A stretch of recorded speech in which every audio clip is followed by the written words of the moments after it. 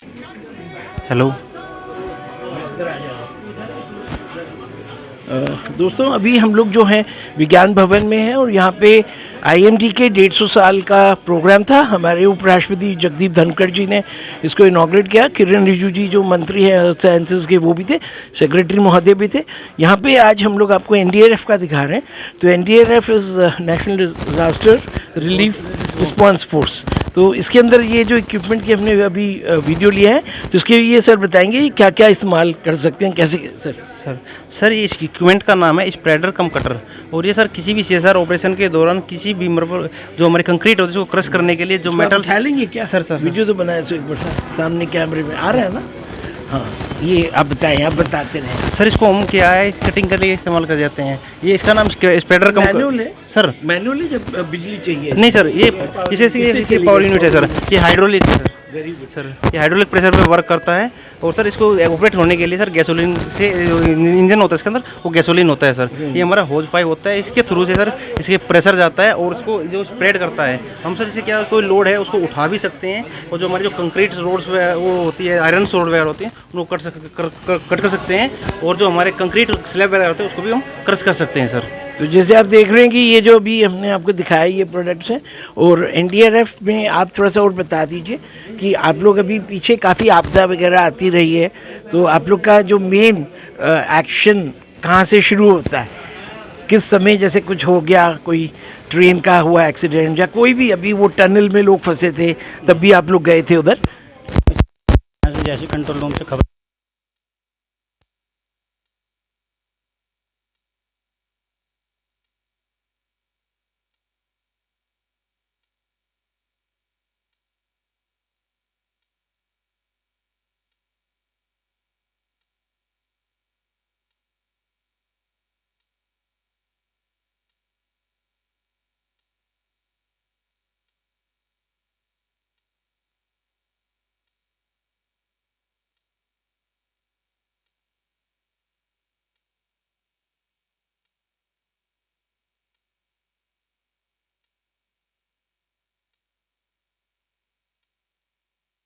आएंगे आप भी आ जाइए सर, इधर आ जाएं।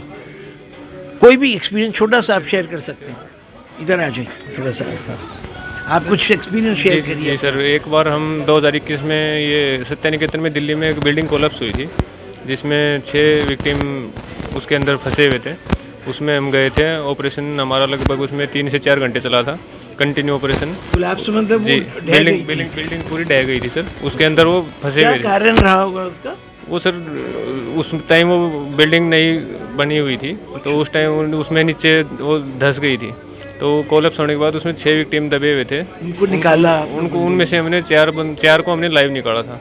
एयरलिफ्टिंग या बाई मतलब आप लोग सीढ़ी से? नहीं सर, उसमें बिल्डिंग कोलैप्स थी। कटिंग इक्विपमेंट की मदद से हमने उनको कटिंग करके, स्लैब को कटिंग करके, लेंटर को जो पूरा लेंटर गिरा हुआ था उसको कट करके हमने, और उनमें से 4 लाइव विक्टिम हमने उसमें से बचाए थे सर। नहीं बहुत बहुत आई थिंक, जी सर। क्योंकि अभी हमारा जो है देश 26 जनवरी मनाने जा रहा है। जी सर। और एनडीआरएफ का एक अहम भूमिका है मैं मानता हूँ। तो आज क्योंकि एनडीआरएफ वाले से हमारी ये परिचय हो रहा है, हम लोग वैसे जाते हैं मीडिया के तौर पे, एनएसजी कई जगह जाते हैं, तो बट वहाँ पे क्या होता है इंटरेक्शन कम होता है। वो होता है कि जैसे रक्षा मंत्री आ रहे हैं तो हम लोग को ले जा रहे हैं, तो हम लोग फील्ड में वो देखते हैं ऑपरेशंस जो आपकी दिखाते हैं कि कैसे डिज़ास्टर। अभी गांधीनगर में डिफेंस एक्सपो में भी हमने देखा। बट एक अनुभव जो आपका वहाँ पे है वो आपने यहाँ साझा किया, धन्यवाद। और आप लोग का नाम बता दें। जी मैं कांस्टेबल अनिल कुमार सर। आपका sir? Constable Sandeep Kumar sir. आपका भी नाम पूछा नहीं था? संदीप तोमर सर। संदीप तोमर, धन्यवाद। आप स्टॉप कर देंगे सर, थैंक यू। मैं आपको नंबर मेरा देख के शेयर करता हूँ। हेलो नमस्कार दोस्तों, मैं संजय दोबारा, मेरे साथ एनडीआरएफ के सीनियर पर्सन हैं सर। आपका नाम और अपना? इंस्पेक्टर साहब हैं आशीष जी। तो एनडीआरएफ के बारे में हम लोग जानना चाह रहे थे क्योंकि एनडीआरएफ पिछले 10-15 सालों में एक अहम फोर्स है, क्योंकि अभी जो क्लाइमेट चेंज हो रहा है और कहीं भी भारत में कहीं भी आप लोग हर जगह जा रहे हैं, चाहे छोटा कोई पब्लिक का कोई भी है जो गवर्नमेंट बिल्डिंग्स हैं, तो आप लोग पूरा वो देखते हैं। तो आपका क्या मोटिवेशन रहता है मोटिवेशन हमारा सर सबसे बड़ा मोटिवेशन ये थी कि ज़्यादा से ज़्यादा लोगों के जीवन को बचाया जा सके, जो बेस्ट मोटिवेशन है हमारे लिए। और आपदा किसी भी प्रकार की हो, एक आप भूकंप से लेके सीवियर इमरजेंसी जानते ही होंगे आप, केमिकल, बायोलॉजिकल, न्यूक्लियर, रेडियोलॉजिकल जो अटैक वगैरह या कोई ऐसा आप लोग इंसिडेंट। के पास मास्क वगैरह सब जी रहते हैं? जी जी, हमारे पास प्रोटेक्शन होता है, उसका लेवल होता है ABC करके। और इस तरह से अवलांच हुआ, लैंडस्लाइडिंग हुई, बाढ़ हुई ना, सूखा, कोई भी कैसी भी आपदा हो, नेचुरल हो या फिर मैन मेड हो, उसमें NDRF हमेशा एक्टिव रोल निभाती रहती है। आप देखते रहते होंगे। आपने जैसे बताया केमिकल का, तो बहुत साल पहले मेरे को याद है कि भोपाल गैस ट्रेजेडी हुआ था। जी जी। और अभी जैसे आजकल वॉर हो रहा है 72 में मेरे ख्याल से हुआ था वो, 2 या 3 दिसंबर की रात को 72 में। 80s में शायद, अगर हाँ। मैं सही हूँ तो अराउंड 80 के आसपास हुआ था। जी, जो यूनियन कार्बाइड का प्लांट था, यूनियन कार्बाइड, वो आजकल मिथाइल। उसके विक्टिम्स मतलब जी, आजकल वो जी, जस्टिस मांग रहे हैं। जी और अभी क्योंकि जो युद्ध हो रहा है, अभी जैसे हम लोग सोच रहे थे कि हमारे लाइफ टाइम में युद्ध नहीं होगा, जी। और अभी युद्ध शुरू हो गया है। बिल्कुल, यूक्रेन बिल्कुल। रशिया हो गया है, हमस का चल रहा है, इजराइल हमास का और चल रहा है। कई बार सूचना आती है कि न्यूक्लियर अटैक भी हो सकता है। और जब हिरोशिमा पे अमेरिका ने बॉम्ब गिरा था, तो जैसे आपने क्योंकि केमिकल अटैक की बात करी, तो उसके लिए कितना प्रिपेयर्डनेस अपना NDRF का रहेगा? इसके लिए सर हमारे जो रेस्क्यूअर होते हैं वो ट्रेंड होते हैं। इसके लिए हमारे पास ढेर सारे PP होते हैं, पर्सनल प्रोटेक्टिव इक्विपमेंट्स और गियर्स, हम उसका इस्तेमाल करते हैं। अगर पीछे हम लोग देख जी रहे जी, हैं, नहीं ये तो सर तो एक ये simple- ये सिंपल नहीं है, ये CSR फायर ऑपरेशन कोलैप्स के लिए है। जब कोलैप्स स्ट्रक्चर या बिल्डिंग हो जहाँ पर धूल, धुआं, गैस वगैरह, उसका मेरे ख्याल से यहाँ पर सामने है वहाँ पर सर। जी, तो उसको CBR ने उसके लिए हमारे पास ढेर सारे डिटेक्टर होते हैं। ये वाला सर ऊपर से, इधर ऊपर से कर देंगे सर, साइलेंट हो जाएगा सर। ढेर सारे डिटेक्टर होते हैं जिससे हम ये देखते हैं कि वो है कौन सी गैस, किस उसका लेवल क्या है, वो नीचे सेटल डाउन होती है, उसकी डेंसिटी हवा से कम है, ज़्यादा है ना। फिर हम ये डिसाइड करते हैं कि हमें अप्रोच किधर से बनानी है, हवा का रुख किधर है। फिर प्रोटेक्टिव मेजर को लेते हुए हम उस पर्टिकुलर इमरजेंसी में हम अपना रिस्पॉन्स करते हैं। आपका सिर्फ मैं जानना चाहूँगा क्योंकि NDRF के जो टोटल फोर्स कितना रहता है, और कितना आप लोग का ट्रेनिंग कितने वर्षों तक है? जैसे आप ये लोग हैं संदीप जी, तो दोनों संदीप हैं दोनों संदीप हैं, तो ट्रेनिंग में आप लोग का क्या बेसिक, जैसे मैं इसलिए पूछ रहा हूँ कि जैसे अभी NCC कैंप चल रहा है, हम लोग गए वहाँ पे, और उसमें बताते हैं NCC के स्कूल के समय में NCC में भर्ती होता है, उसके बाद वो लोग चाहते हैं कि फोर्सेस में ज्वाइन करें। इसी तरह से जो इंडियन एयरफोर्स है, नेवी है, वो लोग अपना विज्ञापन निकालते हैं कि आइए ये फोर्सेस ज्वाइन करिए। तो मैं ये चाह रहा हूँ कि अपन लोग इसको, जो वीडियो देखेंगे बच्चे, वो वीडियो से प्रभावित होकर NDRF के लिए ज्वाइन करें, तो उनको क्या शिक्षा मतलब वो थोड़ा सा बताएंगे कैसे ज्वाइन? NDRF ज्वाइन करने का जो तरीका है सर वो ये है कि NDRF का अपना कोई रिक्रूटमेंट नहीं है। जो हमारे CAPF होते हैं, central armed police forces, like SSB, CRPF, CISF, BSF, ITBP, वहाँ से 7 साल के टेन्योर के लिए बुलाए जाते हैं। 2 साल की ट्रेनिंग का पीरियड होता है, उसके बाद ये पूर्ण रेस्क्यूअर बनते हैं। पहले उनको उसमें भर्ती होना पड़ेगा। जी, पहले आप उनको ज्वाइन करना पड़ेगा। फिर आप अगर विलिंग हैं तो आप खुद भी जा सकते हैं एक एप्लीकेशन देके कि मैं ऑन डेपुटेशन में NDRF में काम 7 करना years का रहता है पीरियड, का रहता है। और उसके बाद फिर आप वापस उसके बाद फिर वापस आप अपने पेरेंट ऑर्गेनाइजेशन में चले जाएंगे। फिर 2-3 साल के बाद अगर आपको लगता है कि जाना है तो फिर आप चले आइए, ऐसा कुछ नहीं है। और इसमें सबसे जो मेन चीज़ है बॉडी फिजिकली फिट होना है, मेंटली फिट होना है। मेंटली सर, फिजिकली तो क्या है, हमारा काम ऐसा है कि फिजिकली हमारी जो ट्रेनिंग होती है, हमारा जो डेली का रूटीन होता है, उसमें ज़्यादातर लोग फिजिकली ठीक रहते हैं, फिट रहते हैं। लेकिन मेन चीज़ होती है इसमें मेंटली फिट होने की। फैमिली का प्रेशर क्योंकि है, फैमिली का प्रेशर भी है सर, क्योंकि जब अभी हम लोग गए थे जैसे टर्की ऑपरेशन में, दोनों लोग मेरे साथ थे, तो वहाँ पर ऐसी सिचुएशन आपके पास आएगी कि लाशों का अंबार लगा है, 10 दिन हो गए, बॉडी सड़ी हुई है, उसी में आपको सरवाइव भी करना है, उनको जिंदा फंसे हुए लोगों को निकालना भी है, डेड बॉडियाँ भी रिकवर करके देनी वो है, बड़ा चैलेंज है। और उसी समय आप बिना खाए पिए काम भी नहीं कर सकते, वहीं पे आपको खाना भी खाना है। तो इस तरह की चुनौतियाँ आती हैं। हम लोग आप लोग के हौसले पे मतलब सैल्यूट करेंगे आप लोगों को। और मैं चाहूँगा कि जो भी लोग वीडियो देखेंगे, और वो क्योंकि मेरा मानना है कि अगर भारत का एक नागरिक अच्छा नागरिक बनना है तो उसको कहीं ना कहीं फोर्सेस में आना चाहिए, चाहे वो लिमिटेड समय के लिए आए, क्योंकि उसका डिसिप्लिन, अब हम मीडिया में हैं तो हम लोग मीडिया वाले बहुत हैं, तो मैं सबको यही बोलता हूँ कि जैसे मेरा डिसिप्लिन है, क्योंकि हमारे फादर लोगों से हमने इनहेरिट करा, वो भी इंडियन एयरफोर्स ज्वाइन कर रहे थे, बाद में टीचर करने लगे, फिर वो अमेरिका गए, तो मैं बोलता हूँ कि हम लोग उनका एक होता है ना कि जैसे टॉर्च जो आप लोग कैरी करते हैं, तो मेरा एयरफोर्स स्कूल में हम पढ़े तो शायद उधर से भी डिसिप्लिन आया, लेकिन लोग बोलते हैं कि वो पर्सनली होता है, क्योंकि आजकल का इतना डिस्ट्रैक्शन होता है तो आदमी कोशिश नहीं करता। तो बहुत बहुत धन्यवाद आप लोगों का। एंड आप लोग का जो टोटल जो फोर्सेस इधर जो स्टॉल लगे हैं उसके बारे में आप बता दें थोड़ा सा। बिल्कुल बिल्कुल सर। मैं आप पकड़ ली सर माइक, उसको लेके चलते हैं। जी जी बिल्कुल। आइए सर, आ जाओ यार।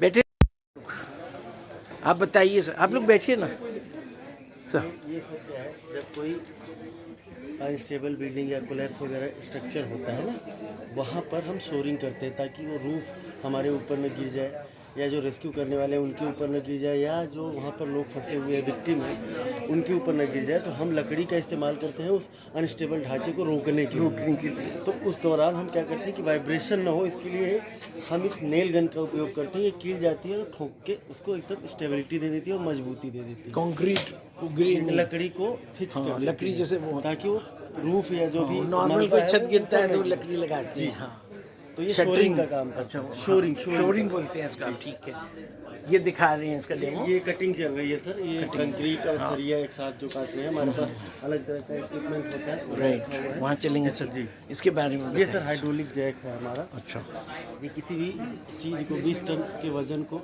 लिफ्ट करने के लिए, मान लीजिए कोई अगर व्यक्ति कोई विक्टिम दबा हुआ है 5-6 एयर प्रेशर से करेंगे इसको। हाइड्रोलिक प्रेशर है, काम करता है। ये 20 टन के वजन को उठाता है, ये लिफ्ट करता है, ये फैलाता भी है और लिफ्ट भी करता है।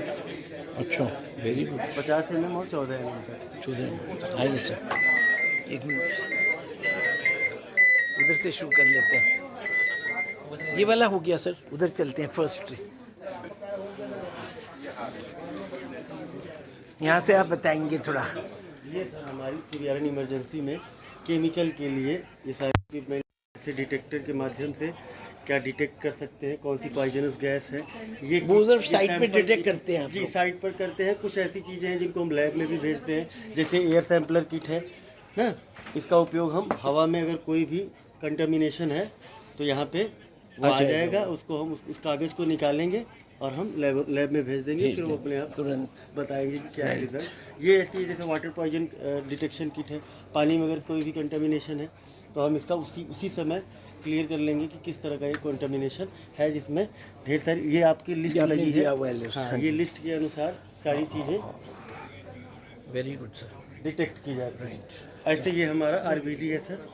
इसमें 6 तरह की गैसेज हैं, अमोनिया है, सल्फर मस्टर्ड है, फोजीन है, साइनोजन क्लोराइड है, हाइड्रोजन साइनाइड है और नर्व एजेंट है। ये 6 चीज़ों को हम क्या करेंगे, डिटेक्ट करेंगे। ये केमिकल वारफेयर एजेंट के तौर पर इस्तेमाल किए गए थे कभी, और आज भी किए जा सकते हैं, ऐसी संभावना है। लेकिन फिलहाल इसका उपयोग यही है कि इन चीज़ों का पता लगा के तुरंत उस पर्टिकुलर एरिया से टॉक्सिक अगर टॉक्सिक हो गया है, वाष्प में, एयर में, वाटर में भी कर रहे हैं। जी वाटर में भी कर रहे हैं। हाँ, जैसे और ये वो मैंने जो आपकी अभी कुछ देर पहले हमने बात की थी, ये हमारा पर्सनल प्रोटेक्टिव इक्विपमेंट है।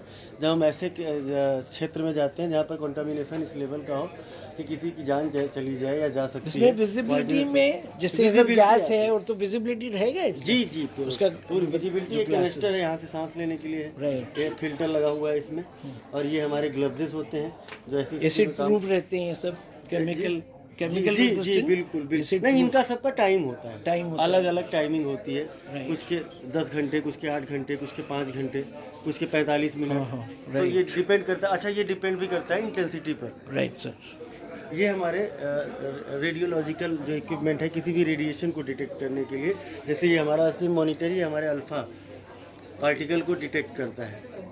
ये आप ये जो देख रहे हैं इसको बोलते हैं टेलीरेंट या टेलीटेक्टर। इससे हम गामा और बीटा को डिटेक्ट करते हैं। ये आपका गामा और बीटा को डिटेक्ट करता है, इसको बोलते हैं मिनी रेड इंटरनल। ये मिनी रेड एक्सटर्नल है जो गामा और बीटा को करता है, ये केवल गामा को करता है मिलियन स्टैंडर्ड, और ये है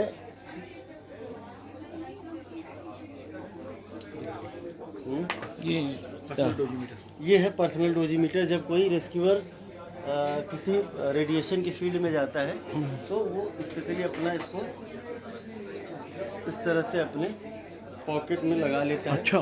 ताकि वो जब बाहर निकले तो हमें ये पता चल सके कि उसने कितना डोज लिया रेडिएशन का। रेडिएशन के लिए हाँ, आप एक पर्टिकुलर एक बार में आप 20 मिली सीवर्ट से ज़्यादा डोज नहीं ले सकते पर ईयर।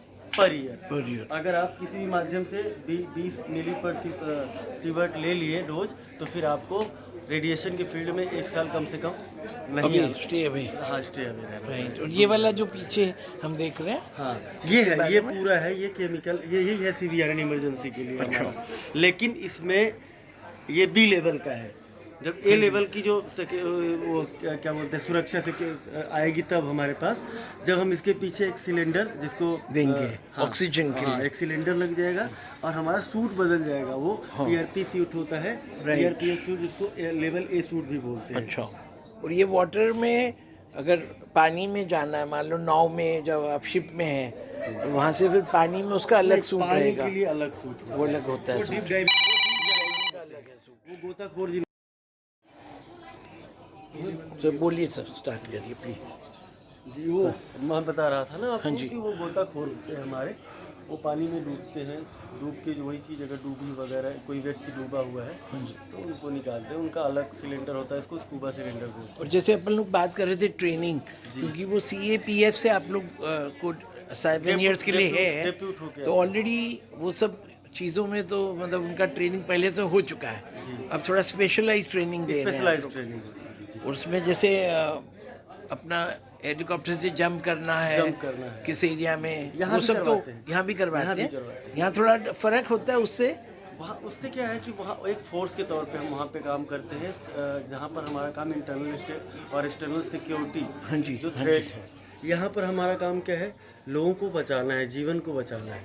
तो वहाँ पर जाहिर सी बात है कि वो स्पेशलिटी अलग हो जाएगी, जैसे फर्स्ट एड की, या फिर medical DG first sir aid आए हो गया। हैं, जी प्रधान सर। जी जी जी हमारे डीजी सर आज तो इधर आएंगे, फॉर्मर DG सर है अभी हमारे जो इनसे DG हमारी सर बार थे, मुलाकात अतुल हुई सर थी। हैं, हाँ। हाँ, अभी आएंगे आज DG सर इधर? आए हैं, ऑलरेडी हैं। अच्छा, तो देखते हैं उनसे, आपके साथ ही चल के बिल्कुल, मिलते हैं। आइए सर, आगे आइए, इनका बताइए।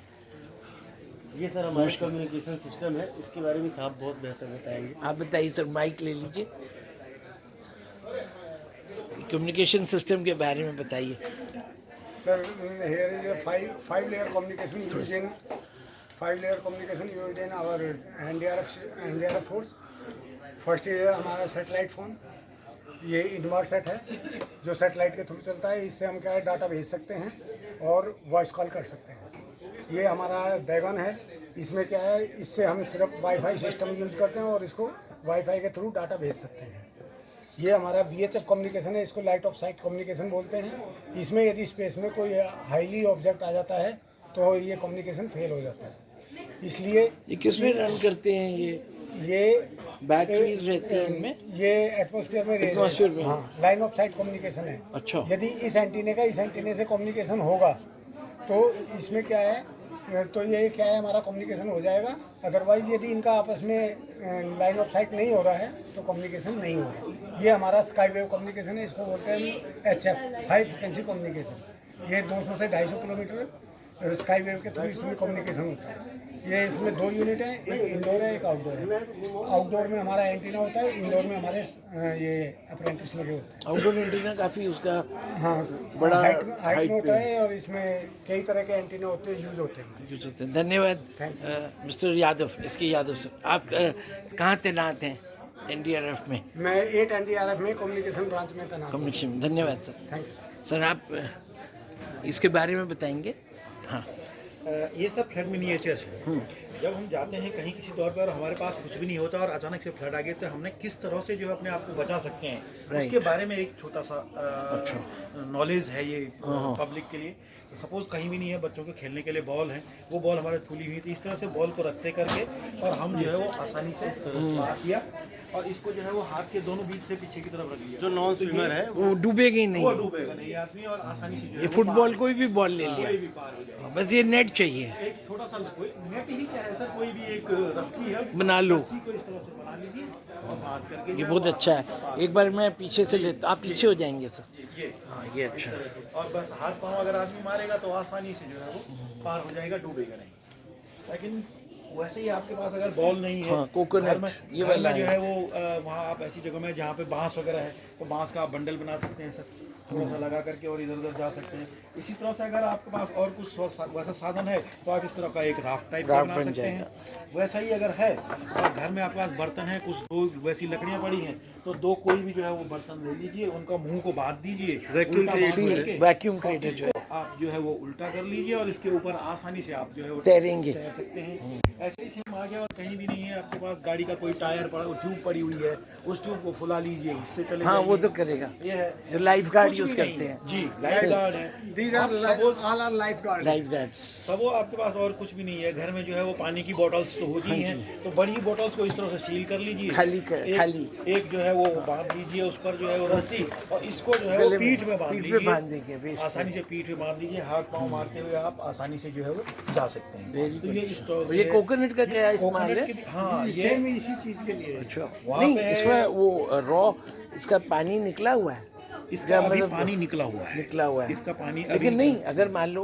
कोई केरला में हाँ। उधर दिक्कत आई और वहाँ पे नारियल पड़े हैं नीचे, कुछ होने से हाँ बिल्कुल है सर। अब ये क्या है, कुछ ना कुछ हल्का तो है, हाँ हल्का तो है बिल्कुल, कुछ जो है वो आपको ये करेगा। करेगा, आदमी हाथ पाँव पे मारेगा और एक्चुअली ये नहीं, रिसाइकलेबल भी है ये कोस्टल, चीज़। हाँ बिल्कुल सर, क्योंकि आप बना के रखिए इमरजेंसी में, बिल्कुल स्विमिंग पूल पे इसीलिए- होना चाहिए सब। इसीलिए जो है वो ये बनाया हुआ है सर वहाँ बहुत पे। बहुत धन्यवाद आपका सर, आगे बताइए। ये सर ये है हमारे जो है वो कटर्स हैं ये, कटर्स हैं। आरी का है ये? हाँ मतलब टोटल जो है वो जब हमारा कोई स्ट्रक्चर ऐसा हो जाता है और जहाँ पे हमें ज़िंदगी बचानी है तो वहाँ पे ना हमारे पास अलग अलग कटर्स हैं। ये जो दिखाई दे रहा है ये लकड़ी काटने के लिए है, कार्बाइड टिप चेन सॉ। इससे हम जो है वो लकड़ी को काट करके, ये आपके सामने है इतना आसानी से, उस लकड़ी को काट करके हम रास्ता बना करके, या आदमी कोई लकड़ी के नीचे दबा हुआ है तो उसको काट करके आदमी ट्री लॉग ट्री कटर, हाँ tree cutter full cutter, and wood cutter, हाँ wood cutter, very good sir. ये है सेम यही चीज़ जो है वो सर, इस पर 3 प्रकार की ब्लेडें लगती है। ये आरास ये देख रहा हूँ मैं ब्लेड्स, ये ब्लेड्स हैं, ये लकड़ी के लिए है, मेटल के लिए।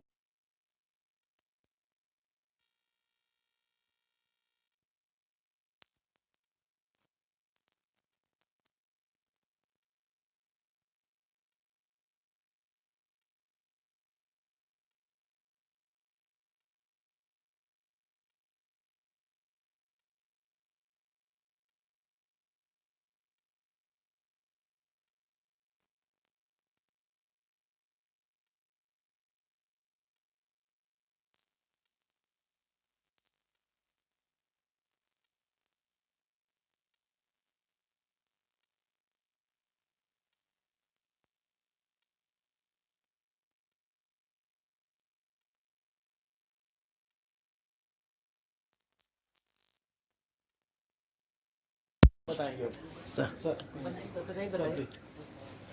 आप बताइएगा, इनको माइक दे दीजिए, आप थोड़ा अपना इंट्रोडक्शन करके ही बता देंगे इसका इस्तेमाल कहाँ पे। ये लीजिए खाइए। तो यहाँ से बता। यहाँ से शुरू करिए, आइए। अब माइक अपने पास रखेंगे। ओके। हमारे पास कुछ सर्च इक्विपमेंट हैं। बताइए थोड़ा माइक ऊपर, ओके। बोलिए। हमारे पास कुछ सर्च इक्विपमेंट हैं जिसमें लाइफ डिटेक्टर टाइप 1।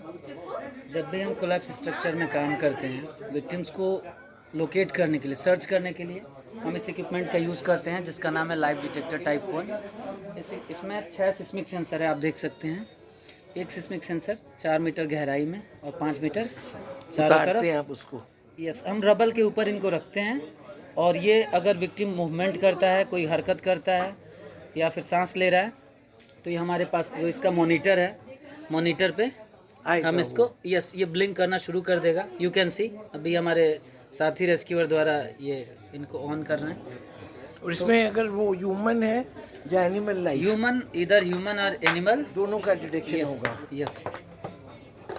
ये जो सामने है, जब तक बताइए ये हमारा जो हमारी टीम एनडीआरएफ न केवल रेस्क्यू करती है बल्कि जिन भी कंट्रीज में डिजास्टर आते हैं वहाँ तो पे रिलीफ जाते हैं, मटेरियल्स भी मटेरियल भेजते हैं। प्रोवाइड करते हैं। राइट, ये उसका you can airlifting। see, अभी देखिए हम बात कर रहे हैं तो ये सारे सेंसर इसको डिटेक्ट कर रहे हैं और ब्लिंक कर रहा है, मॉनिटर पे शो कर रहा है। इट मीन्स कि अगर कोई भी हरकत होती है, basically ultra low vibration principle पे काम करता है। इवन ह्यूमन आर ब्रीदिंग और any kind of movement is there, ये शो करता है, ये डिटेक्ट करता है। जैसे एक तो डिजास्टर जहाँ पे हुआ है साइट, हाँ। जहाँ पे आदमी एक मतलब बिल्डिंग गिरी है, वो किस उसकी हड्डी टूट गई है, वो सांस ले रहा है। हाँ और एक है कि वॉर में जहाँ पे वो सोल्जर को गोली लगी है, हाँ तब भी वो एक बोलते हैं सांस ले रहा है, तो बिल्कुल। वहाँ भी डिटेक्ट करेंगे। ये डेफिनेटली सेम सिस्टम होगा वहाँ सेम भी। सिस्टम है, लेकिन ये पर्टिकुलर जो है रबल रबल के इलाके लिए में जहां हम अपने सेंसेस का यूज़ करके नहीं डिटेक्ट कर सकते, वहां पे हम इसका यूज़ करते हैं। जहां इजीली विजिबल नहीं है, ये डिटेक्टर सेंस करते हैं सो दैट कि रेस्क्यूअर आसानी से आगे एक्सेस बना सके। और ये वर्टिकल हॉरिजॉन्टल दोनों में चल रहा है, जैसे आप लिखा है। डेफिनेटली सामने अगर कोई बहुत ज्यादा गहराई में टनल में कोई फंसे हैं, वो भी डिटेक्ट करेगा। बिल्कुल बिल्कुल। और उसको आगे तक नहीं जाना है, दूर से ही कर ले रहा है। बिल्कुल, कितने रेंज किलोमीटर तक कर ले रहे हैं? बेसिकली जहाँ भी हम प्लेस करते हैं, हाँ जी, तो एक डिटेक्टर जो है 4 मीटर गहराई में 4 मीटर और 5 मीटर चारों तरफ, यानी अप टू 60 मीटर एक साथ हम इन 6 सिस्मिक सेंसर्स का यूज करके विक्टिम्स को डिटेक्ट कर सकते एट वन टाइम, हैं। एक ही समय पे। यस। Very good. आप लोग का थोड़ा सा वो बता देंगे, आप लोग जो देख रहे हैं, अपना नाम भी बता दीजिए। और अपना बेसिकली मैं इंस्पेक्टर चंद्रकांत तिवारी, हाँ जी, अपने साथी रेस्क्यूअर श्याम सुंदर के साथ हम लोग एनडीआरएफ 8वीं वाहिनी से हैं और हमारा काम है रेस्क्यू करना और लोगों की जान बचाना, जो कि हमारा मोटो है, सेविंग लाइफ्स एंड बियॉन्ड। उसी पर हम काम करते हैं। मैं आपको ज्वाइन करता हूँ वहाँ पे और इसको कंक्लूड कर लेते हैं। आइए, मैं आपको ज्वाइन कर लेता हूँ, सर इधर आ जाइए। तो दोस्तों जैसे इधर देखेंगे, सर इधर आ जाइए आप पीछे। आप देखेंगे हम लोग आ रहे हैं, तीनों कैमरा आ रहे हैं ना। तो दोस्तों जैसे आपने देखा है कि ये जो आज हमने विज्ञान भवन में ये एनडीआरएफ का जो एग्जीबिशन एरिया है वहाँ पे है, और आपको हमने इन जवानों से मिलाया है। और मेरी हरदम इच्छा रहती है कि एक इंस्पिरेशनल आपको इससे एक मतलब वो मिले, हौसला। और जो लोग मतलब फोर्सेस ज्वाइन करना चाह रहे हैं, जैसे मैं उनसे पूछ रहा था, आपके दूसरे जो इंस्पेक्टर सर हैं, कि मैंने कहा कि जिसको ज्वाइन करना, तो उन्होंने बोला कि ये जो सेंट्रल आर्म पुलिस फोर्स है CAPF से हम लोग डेपुटेशन पे इधर आते हैं। तो मैं चाहूँगा कि आने वाले सालों में भारत को अगर हमें एक 2047 में जो हमारे मोदी जी सपना देख रहे हैं, तो उसमें हमें फोर्सेस में आना ज़रूरी है। अभी जैसे हम लोग तो थोड़ा सीनियर हो गए, जो हमने एयरफोर्स में पढ़ाई करी, तो हमारे लिए वो एक फोर्सेस का मतलब रहा। और अब इस एज में हम लोग चाहेंगे कि हमें कहीं ज्वाइन करें, तो मतलब ये सब फैसिलिटीज़ हैं। तो NDRF is the main India की सबसे बड़ी रेस्क्यू फोर्स है। धन्यवाद, थैंक यू सबको, नमस्कार, सलाम। स्टॉप कर दें। Hello hello. अब बताएं आप। बेसिकली यह एक सर्च इक्विपमेंट है, लाइट वेट इक्विपमेंट है, जिसका नाम है थ्रू वॉल डिटेक्टर। जैसा कि इसका नाम सेल्फ एक्सप्लेनेटरी है, थ्रू वॉल मीन्स ये डिटेक्ट करता है थ्रू वॉल के अक्रॉस अगर कोई